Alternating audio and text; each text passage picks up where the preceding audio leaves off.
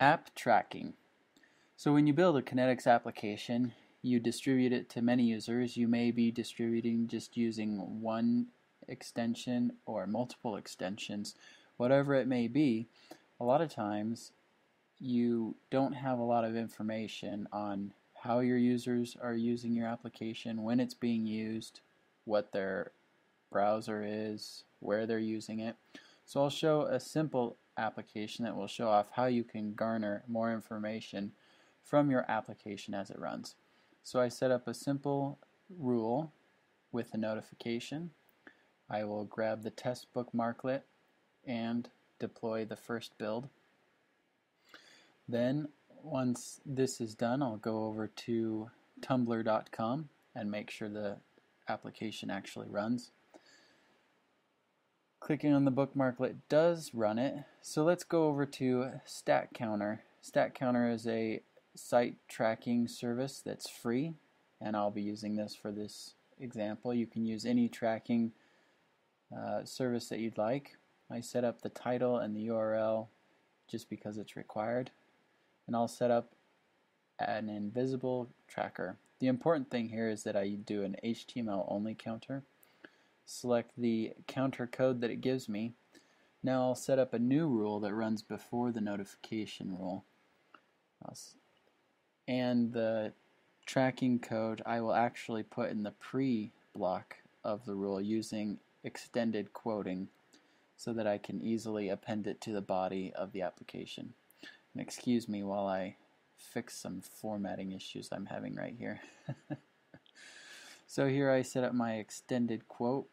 I'll save it to a variable called tracking code. And what this does is this allows me to put any text in here, and the Kynetx server will properly escape it to be used as a JavaScript variable. Then I append that variable contents to the body of the application. So I have a rule named tracking, which will be firing on every single page according to the select statement.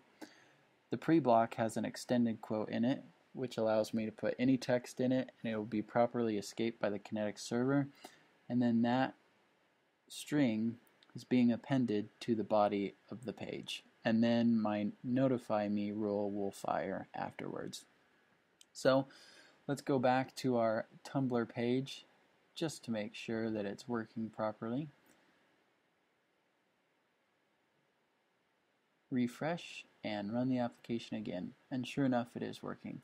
So since I have it running on every single page that it gets fired on, let's go ahead and go to some of my other Tumblr sites so we can run the application and look at some of the stats that come back from it. So we'll run it on geekif.tumblr.com, Vimtastic, Keyboard Ninja, and Mike Grace. So we can go look at the stats, and we already see that some of them are coming in. We can look at the popular pages, and we see that it's come on tumblr.com, and now Geekif has come in, and we also see Vimtastic and Keyboard Ninja. So some of the other information we can get from this is it'll show us the date and time, browser, operating system. The resolution won't show unless we do the JavaScript bookmarklet. The JavaScript tracking code. We can also get the location, view what percentage of browsers there were.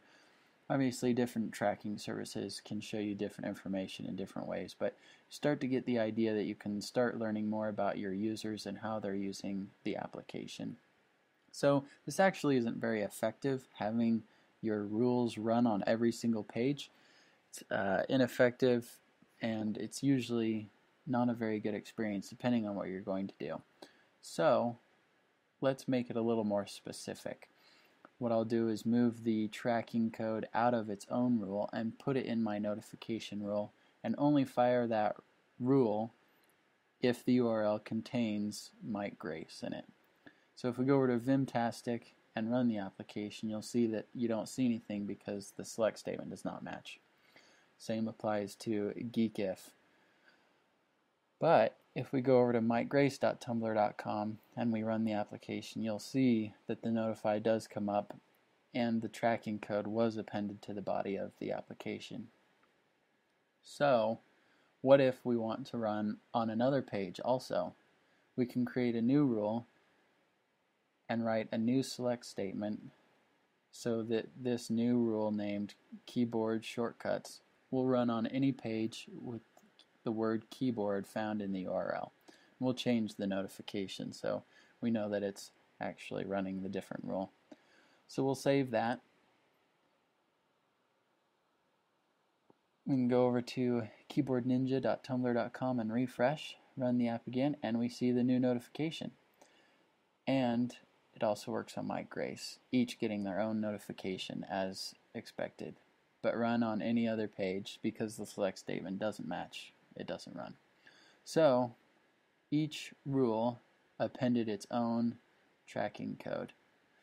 Another way we can do this a little more effectively without repeating ourselves so much is write a rule that injects the tracking code that has a matching select statement for all of our following rules.